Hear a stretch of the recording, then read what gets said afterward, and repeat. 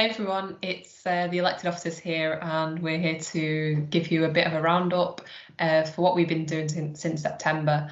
And we've got loads to tell you. We've been up to so much, and we're so proud of how far you've come and being able to apply yourself so well to your studies and extracurricular activities as well. We're going to go around and do a round of introductions. You may or may not know us. So I'm the SU President, Zuleika, and this is my first term in office, and I started in July. And I'm going to hand over to Steph. Hi everyone, my name's Steph. I'm your Vice President Education. I'm a veteran. This is my second and final term as your Vice President Education. I'll hand over to Meg. So I'm Meg and I'm your VP Welfare, and I'm going to pass over to Sophie. Hi, I'm Sophie. It's my second year representing sports, societies, volunteering, student media as your Vice President of Activities, and I'll pass back to Zuleika. Brilliant, thanks everyone.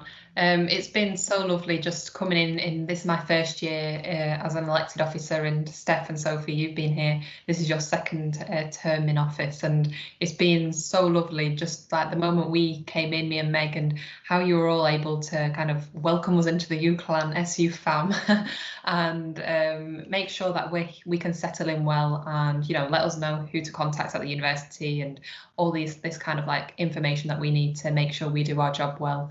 So I just wanted to say thanks so much for your kind of support and encouragement through this, because we're in the middle of a pandemic and coming into a job that you know nothing about. You just heard it was a great job to do, and yeah, we luckily got elected, and yeah, just a huge thanks to you too.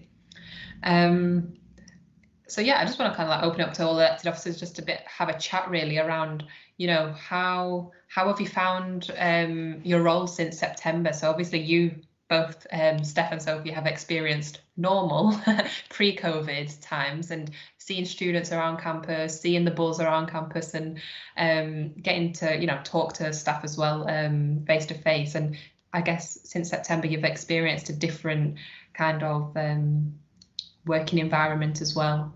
Do you want to just talk a little bit about how you've experienced that transition?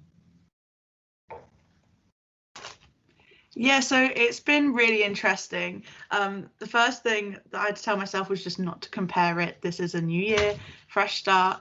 And I must just say I'm so proud of all the student groups that I work with, adapting to life online and putting on amazing events. Seeing like the musical theatre November showcase that they just posted, and other groups doing bake-alongs and design competitions, and it's been fabulous. So all the worries that I might have had for the year have just been put to bed a little bit just by the hard work of our student groups. It's been really great, definitely a highlight. And of course, getting a bit of sports, being one of the few unis to actually have a little bit of training between lockdowns. And it's just been great being part of the team that made that happen. Steph, do you want to come in? How have what a year. I mean, we just got re-elected, both myself and Sophie, in March, and literally the week after a very tiring election, we were working from home. None of us could have predicted what we were going to have to be working against in terms of where we're at now. And similar to Sophie, I cannot express how proud I am of the course reps, the school presidents, and the liberation representatives who have gone out there and fought for the educational and welfare rights of every student out there. They've kept us going. They've kept us on our toes, but they've kept each other going, which I think is massively important. They've supported each other, and I think that that's been the part of the best of the pandemic. I think we talk a lot about what cost the pandemic has given us, but also sort of the advantages is that we have really come together as a student community, I feel, and we've supported each other. And I think as officers, we're very blessed to have such an amazing student community that has helped each other and pulled each other's socks up. So yeah, but it's been a ride, wild. Amazing. No, both of you are doing a really great job connecting with your student groups and making sure that they have a platform to create some change, because this pandemic has, presented a lot of challenges for us all, but it's actually presented a lot of opportunities to create some change. And we've seen, for example, our BME ambassador, our rep, Odette, doing some brilliant work with the decolonisation work with Steph, and the championing for a Black mental health counsellor. And that just goes to show there's students who are showing great activism and real engagement during this time, which is absolutely brilliant. And I guess for you, Meg, student mental health has been, it's always been an issue, students who need that support. But I guess the pandemic has really created an opportunity for us to ensure that we do support the students who are possibly impacted and will be living away from home. And the kind of pandemic has actually worsened some of that kind of feeling amongst students. What kind of work have you been involved in to kind of make sure those students are well and truly supported? Student mental health is something that I've always been interested in. And when I was a student, I did a lot of work with Student Minds on the committee. And then now that I'm in VP welfare role, I'm still trying to carry that on as much as possible.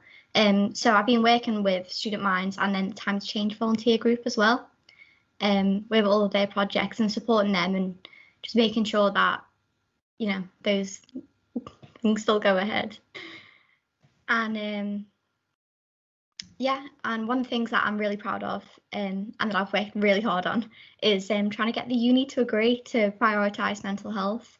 And we're doing that with some strategy groups.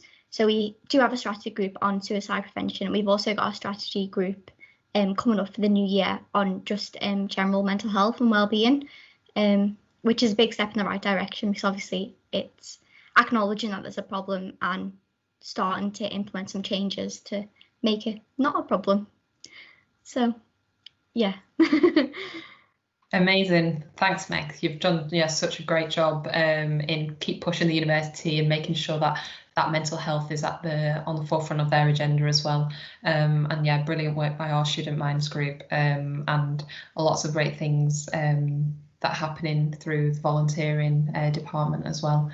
So I thought it'd be good to kind of highlight some of our key achievements. Obviously since September, it's been fighting the fires, as Steph says, but also students have elected us on a manifesto.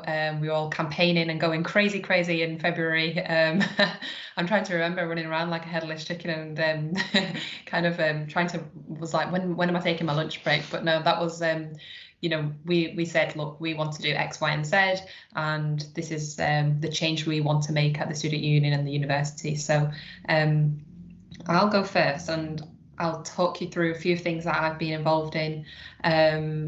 So financial support was one of my big ones. So promoting the Harris bursary, we've had some, a really high number of applications that came through there, and students have been allocated, laptops or money in order to support them throughout their studies. I've been working really closely with the school president for the School of Medicine and the MBBS course rep to make sure that we're understanding how COVID-19 is impacting international students' finances. We know international students can't apply for bursaries at the moment, so we're making sure that working with central services, we're making sure that they are aware of the issues and possibly we have something in place for them to be supported in the new year. Also looking at how we can promote accommodation in Burnley. So we don't have students commuting too much from Preston to Burnley. We want to create that Burnley community over there. Employability is, I'm all about employability. I'm like, it's my kind of, I'm always raving about it. And I've been working with the Director of Equality, Diversity and Inclusion and the Head of Careers to pilot a diversity e-mentoring programme. And this is going to be launched in January 2021 in the 3 schools of justice, business and psychology and computing. And it's been really great and really exciting to get all 3 schools on board, and 10 students from each school are going to be selected for this great opportunity that's really in place to help build students' confidence, your career progressions, what you want to do in the future, and build your leadership skills. So if you are from one of these schools, really do put an application in, as it's really going to benefit you. And I'm really happy through the halal food campaign, accommodating various dietary requirements on campus, making sure students are feeling like the canteens are a place where they belong. And this is one of my big things around this year, around creating a sense of community. So the Student Council has actually passed the halal food big idea. It got just over 171 votes. And just recently, last week, actually, we spoke to the UCLan catering consultant, because at the minute they are looking at reviewing the catering offer going forward, and they were really on board, and they have implemented halal food in a London campus, so really people who've got experience in accommodating students' dietary requirements and understand the need for it, you know, with around 3,065 Muslim students on campus. So yeah, brilliant, and hopefully working with the Imam and UCLan ISOC chair going forward in the new year to see that through. And I'm absolutely, this is like the most, this is the wow factor for me. I'm so proud of all the elected officers for using social media this since September. It's been unfortunate, you know, how we've not been able to be on campus and see students, but the opportunity to make the most of social media, make the most of officer lives on Wednesdays at 4 o'clock, using our UCLan SU_officers and posting on our personal ones as well. We're getting a lot of traction, a lot of questions, DMs, engagement in our polls. And yeah, so thank you for everyone who's added us. And if you haven't, make sure you've added us on our social media, because we're going to continue to be engaging with you over in the new year. Okay, so that's a bit of a whistle-stop tour about me and what I've been doing. Got a few extras around getting graduation to be postponed to July 2021 to make it, you know, a kind of face-to-face celebration, and getting the Islamophobia awareness training and anti-Semitism training booked on for SU staff, council and trustees. So a little bit of extra things, but I'm going to hand over now to Steph, who's our VP Education, to talk about what she's been up to since September. Okay, so yeah, very whistle-stop tour because I tend to talk for Britain. A lot of stuff I've been doing for the past 2 years, so please bear with me on that. So one of the first things that we talk about is student voice reform.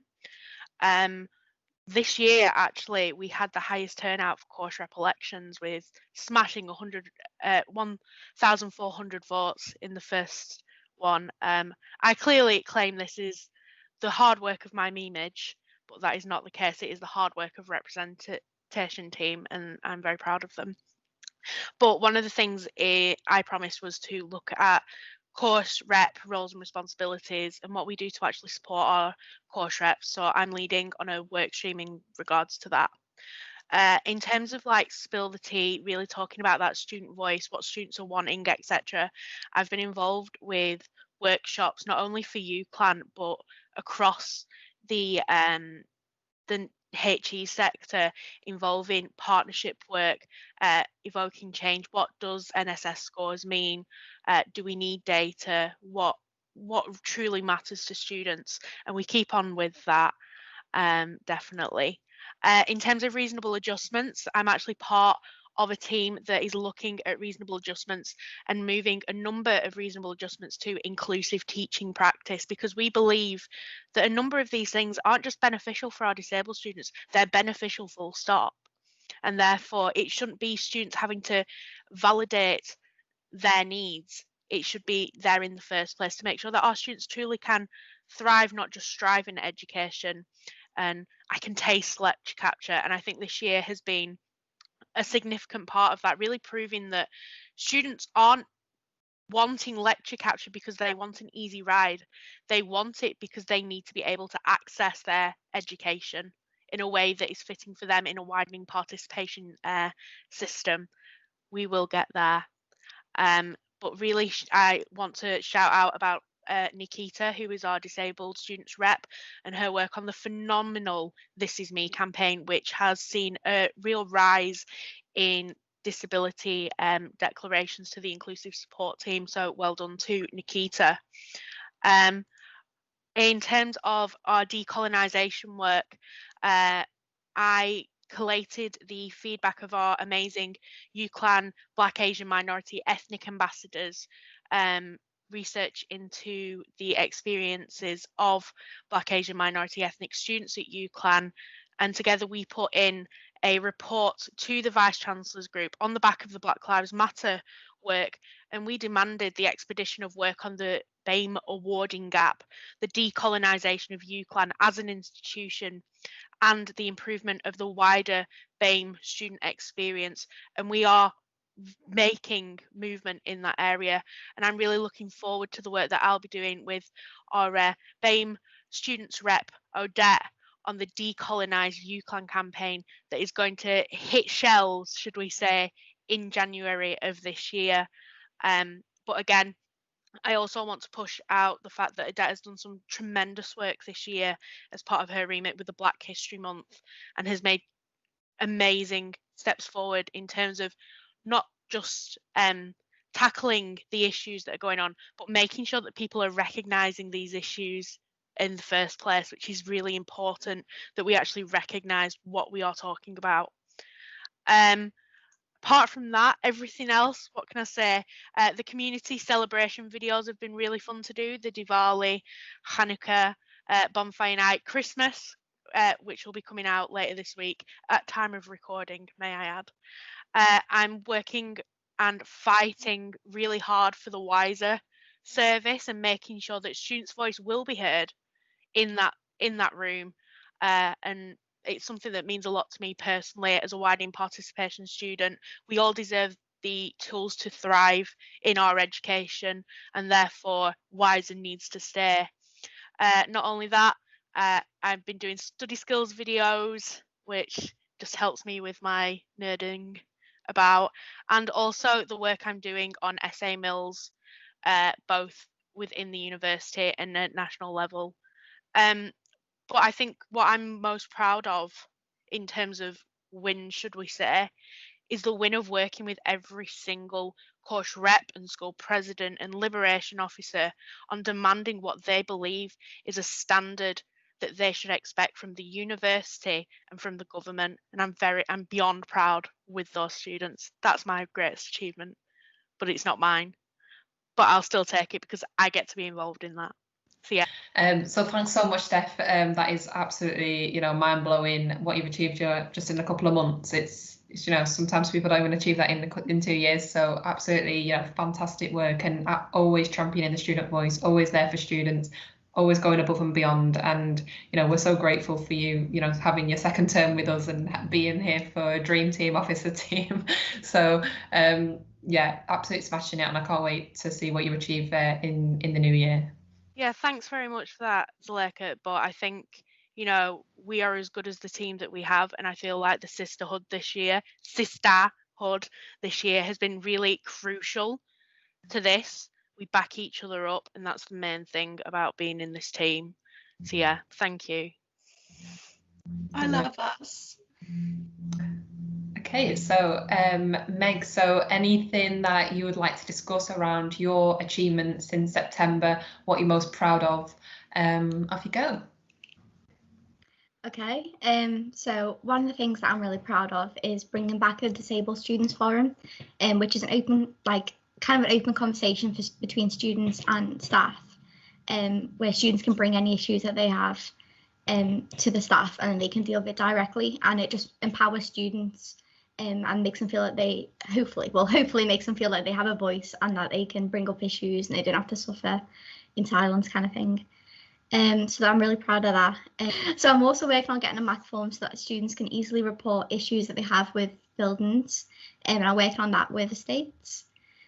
But another thing I'm working on that I'm really proud of is we're releasing a sex work article, which examines how the uni lets down sex work students and what we can do to support, and just breaking down that stigma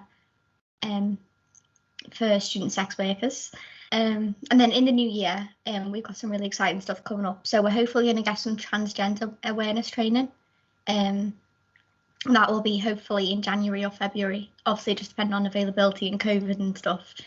So yeah, and I'm also working on a housing campaign so that students don't get stuck in dodgy landlords and dodgy contracts and stuff, and just making sure that students know what their rights are and what they can expect, and like a checklist of things that they can tick as they go around houses to make sure that they've got all that stuff in place. In the new year, Sophie's going to be also starting some halls community groups, which I'm going to help her with. And the aim is to try and get a community within the halls, and she's got some like really fun activities planned. Amazing. Thanks so much, Meg. That's, I think the amount of work that you're doing and continuing to do into the new year is going to be so much benefit to our students, and especially stuff around housing and things that we know they struggle with, and raising awareness through, more training, the transgender training. I think that's going to be really valuable for our students to ensure that we are well equipped with the knowledge and education to be able to support our students further. So thanks so much. Can you give us a bit of an overview, Sophie, of what you've been up to since September and your key achievements?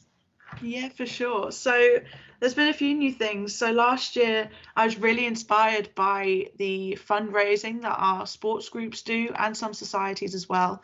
So this year we introduced a RAG community. RAG means raising and giving, just so we could have a group of students help support those groups, help promote them, and do a few more fundraisers in between as well. So that's been really positive. We did a pumpkin carving competition. We've got a raffle going on at the time of recording. So that's been really great, and seeing those student leaders take on those extra responsibilities has been brilliant, and they've all been doing a fabulous job. Also this year, of course, we did swap the VP media role for a full-time member of staff. So our Performance Society coordinator has been supporting me in a Pulse rework year. That's been really amazing. We've had a great amount of posts since the beginning of the year, posting every Tuesday and Thursday, and now Tuesday, Wednesday, Thursday. We have taken on 13 new radio shows, so I think we've got over 20 now and more coming in. And we've got some video content on the way in the new year, and nearly 100 volunteers in our Pulse crew. So they've all been really fabulous, and I'm really happy with how that's going. One of my manifesto points was to improve training for groups.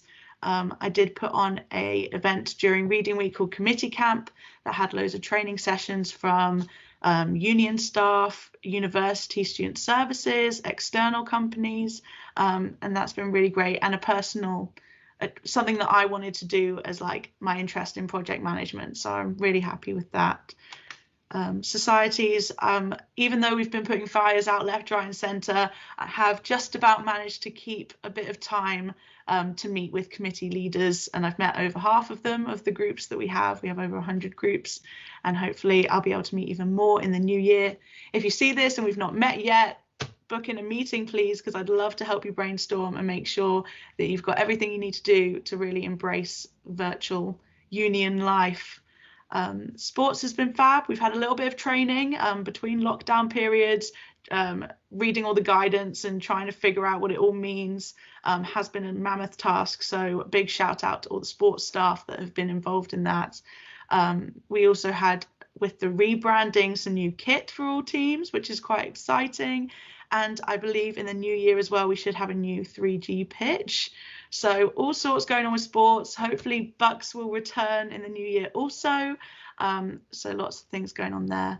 And then just to touch on volunteering, we've also been doing craft alongs every Wednesday, and there are some more craft alongs going on throughout Christmas if you want to get involved, and I've been doing little live videos for them. So it's been really exciting, lots of really cool stuff, despite some might call them barriers, but it's just a new way of working. So I'm really proud of all our student leaders, and I can't say it enough. Big proud mama vibes here. Yeah. Wow, that is a very amazing list of achievements, and can we do like a virtual round of applause for like all our officers, please? Yeah, no, I think there's just such a great deal of work that goes on that students don't necessarily see. They only see the things that we see, but then they don't really see the meetings that you're in, the meetings that you're able to kind of provide the student voice in. But that's where all the magic happens, and that's where you get to really have your influence and there. So Thanks so much, Sophie. Another brilliant, and we're going on. We've got a Christmas meal coming up on the 24th on Christmas Eve. So thanks to everyone who's got a ticket for that. We've got just over 200 students who've booked on. Amazing. We've got Christmas meal option. We've got vegetarian option. We've got a halal option as well. So really, really great. And there'll be some leftover goodie bags. So if you haven't got one already, there'll be some goodie bags for you to pick up. But unfortunately, we're not able to, celebrate in the same way as we have in previous years with a sit down. So it will be a takeaway option. So we're going to move on now as to what officers. Steph really goes on about self-care, and how can we set a good example, and what are we doing as officers that our students can possibly do for themselves, and make sure that they're looking after themselves most of all, because we know what burnout is, don't we, Steph?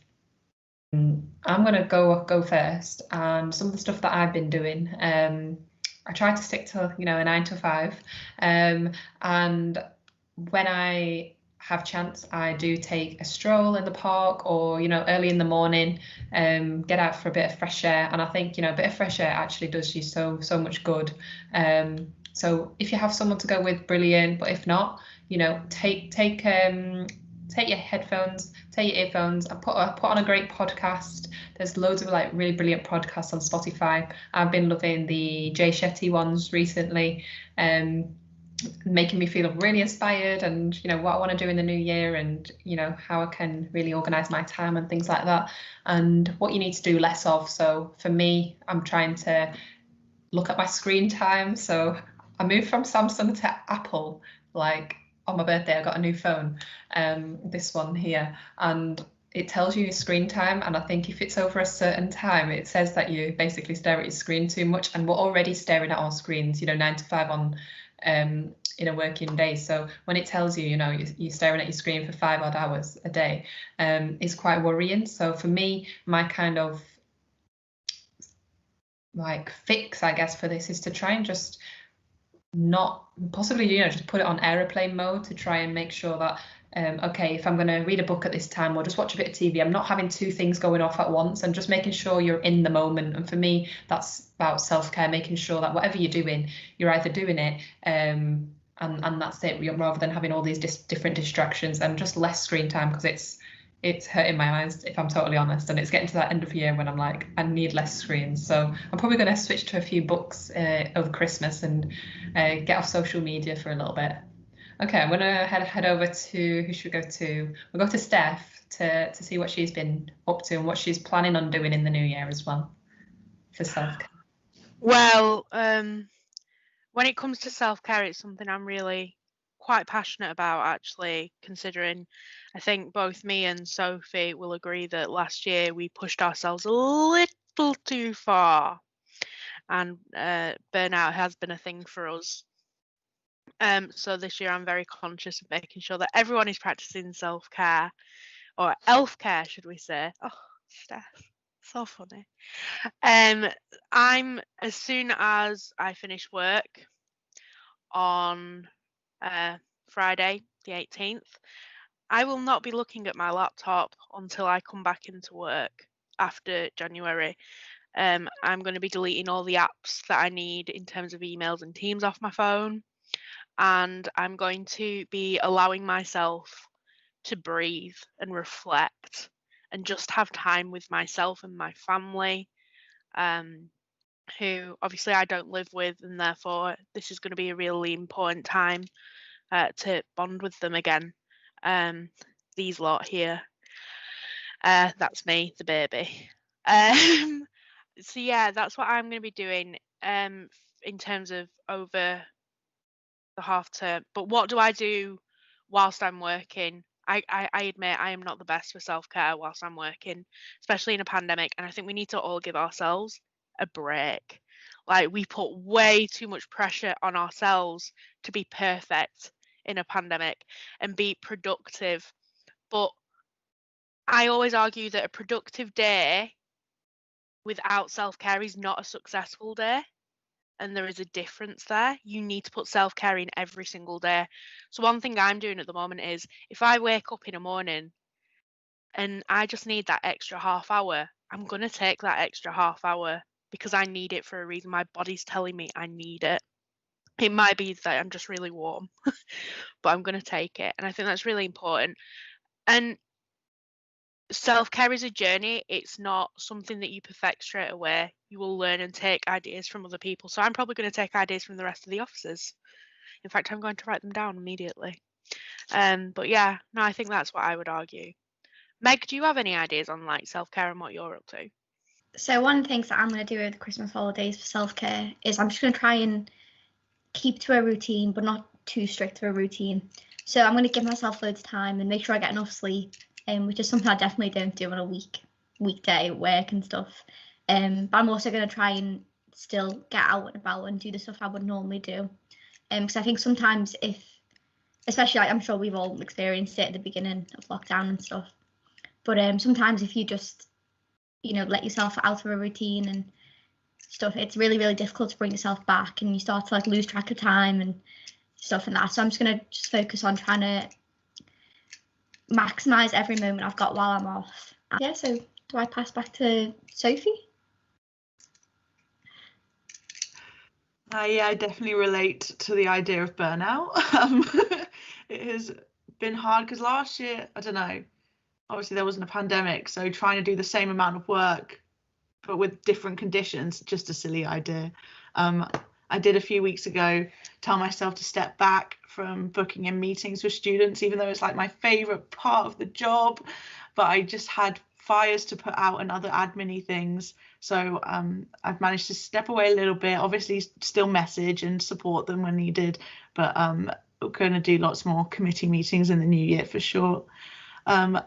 There's a few things I do. I'm very conscious that I'm always looking at a screen, so I've started doing some crafty things.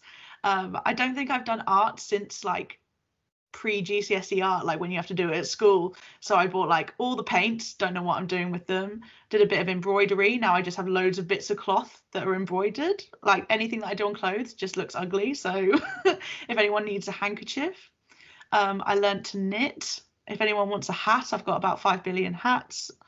But yeah, one of the main things that I have done that I started in my final year of university was my Affirmations Journal. Some people think it's a bit of work, but it's so worth it. Look how cute. And when I remember, which is meant to be every day, I write 3 things that I'm grateful for and 3 positive affirmations, like just reminding myself that I'm amazing actually, and I'm working really hard. It's horrible to say out loud, isn't it? But so yeah, I try and write those down, and I write funny things that happen in case I need a laugh. I know at the staff briefing last year I mentioned a few SU related grateful moments, which was really cute.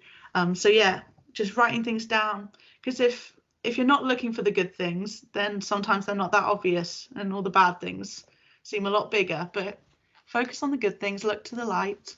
Another thing I would just want to add for self-care though is keeping your work and your hangout space as separate as possible. I know this is difficult, and maybe in halls rooms, I do remember, but just things like not having my desk face my bed, because I'm like kind of in that mindset then that I'm still in my hangout space. I'm very lucky now that I can go into the living room. I didn't have a living room before in halls and my old house, but again, it just echoing Zuleika, going for a walk, looking at something that's not inside your house is really exciting.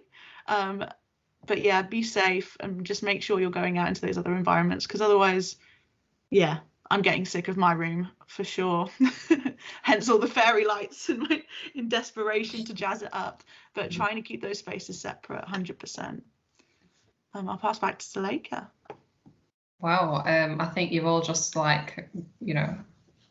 touched on some really important points for our students, and they can kind of see what you guys are doing, and possibly take on some of those things on board and implement them into their own lives. So I think there's some real things around writing things down as well, and because if you write things down, it really tends to stick in your head. Like it could be anything, like a to-do list or a kind of affirmations journal. And I remember in January in 2020, at the start of 1st of January, I wrote down everything I wanted to achieve this year, and you know, I wrote 10 bullet points, and 6 out of those 10 have been done, and I'm quite happy with the progress that has been made. And you know, there were things like pass your driving test. So I was like, right, I need to get my driving test book. That was like, you know, those kind of things, and like get a distinction in the masters, and everything was done. And like it once you've got things down, it actually helps, because you actually want to work towards those goals and you feel determined and motivated. So yeah. Manifesting things in your life, as silly as it sounds, like if you focus on something, it's just about focusing and striving for it. Yeah, I completely agree with everything you just said. Amazing. Okay, we've got a couple of minutes left to wrap up, and I really want to understand, what have you learned about yourself this year? So I'm going to go to, I won't start first, I'm going to go to somebody else first. So you might want to have a think about this, but you know, out of everything you've learned, what have you learned about yourself? Right, I'm going to go to... I can go first with that one. Yeah. So at least in work, as well, like obviously work related, this is a work video, having to manage the Pulse volunteers is a new skill that I didn't have last year. Like I worked with committee leaders to brainstorm things, but I never actually had to tell anyone what to do. And I learned that I'm really bad at telling people what to do, but it's something that I'm working on, and just realizing that I don't need to do everything myself. Like learning to like let go of things and trust that people are going to do things has been a learning curve, and it's just made me appreciate how amazing the people I work with actually are. But like learning to let go of some control has been a big pathway for me, and learning that I can build those fab relationships with people, and if I ask people to do things nicely, they will probably do it. So why am I freaking out? Like, you ask someone to say something, do something, and say please, they'll probably do it. So it's all in my head. But learning those dynamics has been a really helpful learning curve for me that I'm going to take forward with me after UCLan, and I'm really grateful for it. That's really interesting. Yes, because sometimes you think, I want to do it because if I do it, it's going to be done the best way. But sometimes we have to step back and zoom out. It's not enough hours. It's like that delegating bit, and like saying, okay, I can actually, you know, trust this person to do it, and they can feed back to me. But yeah, that sounds like a great thing that you can obviously carry on working on and hopefully take on after you've finished as an officer. So yeah, thanks for sharing that. Steph? Yeah, I'm not a delegator. I'm not there yet. I'm trying my best, but I have control issues that are just not being grappled with at the moment. Living alone with a mental health condition is a very scary place to be. And living alone with a mental health condition in a global pandemic where you can't access your support network is terrifying. And when things like severe family illnesses take over, I would have crumbled very easily. And I think within this job, I have become more resilient.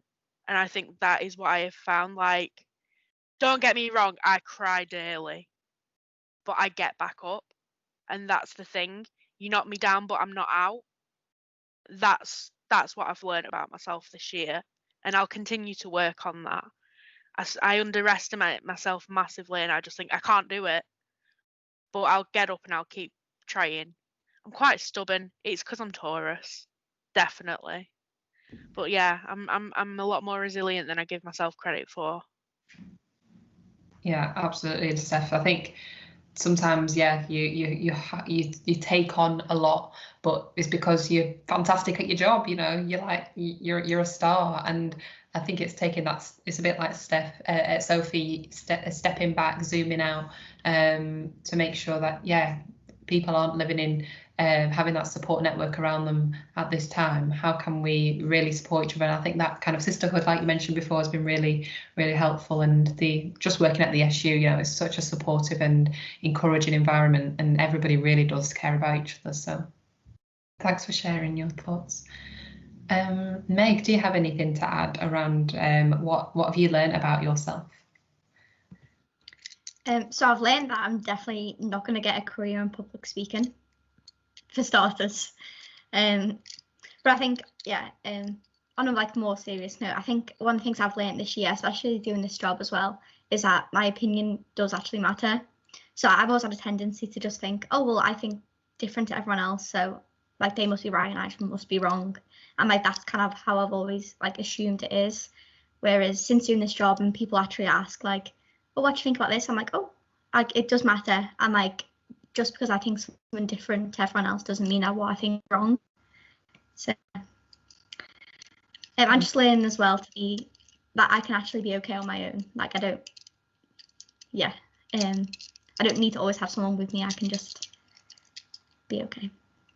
Yeah, amazing. Yeah, fantastic. No, thanks so much for sharing. I think it's so important that sometimes we think our opinion isn't valued or valid, and we're that imposter syndrome, and it really does come out. And I think you're here, students have elected you, you're here to represent students, and actually everything you say is valid and is worthy of a meeting. And sometimes you think you're invited to a meeting, am I meant to be at this meeting? Why am I here? But actually you're here because you're here to represent students, and you have something to bring to the table, as they say. So no, keep up that great work, and keep contributing, keep raising your voice, because it does matter. So thank you.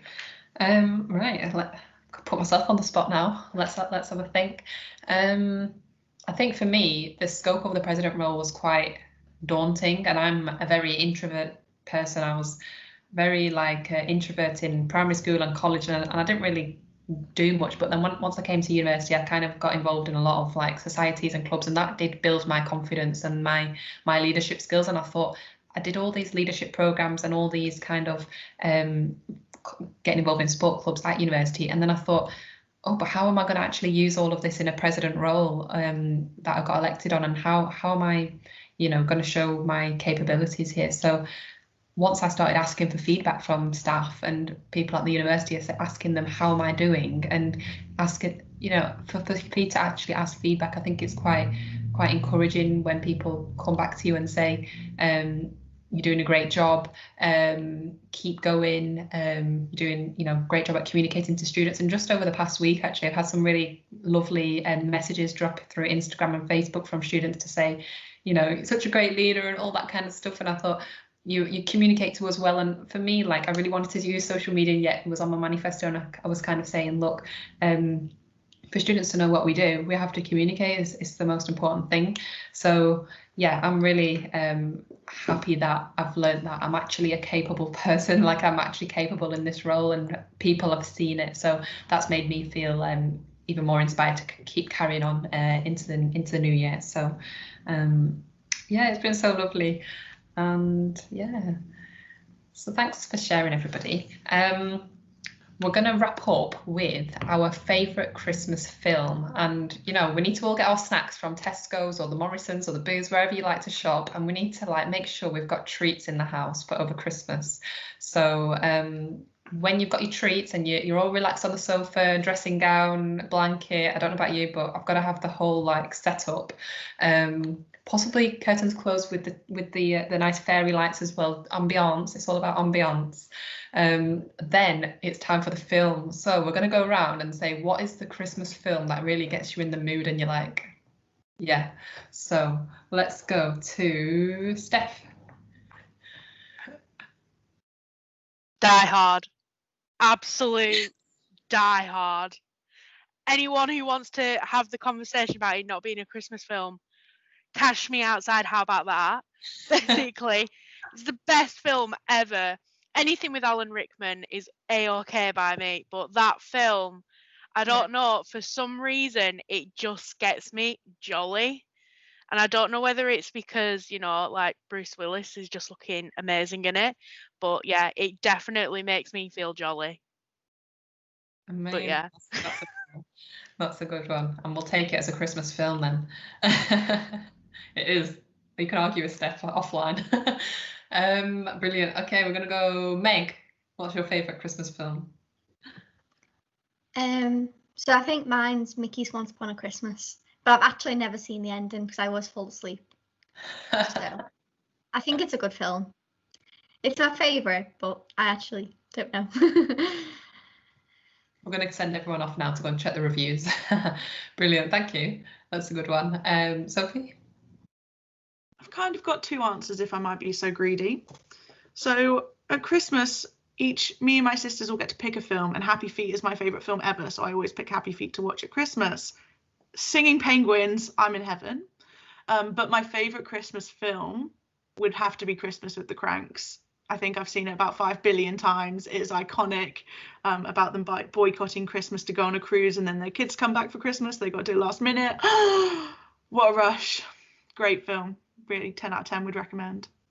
And it's perfect for this year, really. Yeah. Perfect. Frank now. That is Yourself? Oh, me. Do you know what? I keep saying Home Alone, so I'm not going to budge from that one. It's, I think the Lost in New York one is so funny. So I'm always, I like comedy films and ones that make you laugh and stuff. So that's mine. But yeah, amazing. So thanks so much for your time today, guys. It's been, brilliant to kind of share students what we've been up to since, September, how we've been managing lockdown, what we've been doing for self-care, and what we've learned about ourselves, really. And I'd advise everyone to chat to officers, because there's going to be an opportunity for you to run in the elections in March. I had to think then, was it March? I need to get the next year's calendar in my head. And if you are interested in any of the officer roles, I'd highly recommend you chat to us, just approach us. You can email us and find us on Facebook or Instagram, and we will be doing something in the new year where we invite you to join us on a bit of a webinar to talk about the officer roles and what we do day to day, what a day looks like, and give you more of a kind of overview, and whether it's something that you possibly will be interested in doing next year. So that is the end of our kind of Q&A. So thanks so much, guys, and I hope all of you students have a lovely Christmas break. If you're celebrating, happy holidays, and I hope you have a successful 2021, and hopefully we'll see you on campus shortly, or if not, we'll be doing some amazing things virtually. So thank you and take care. Bye.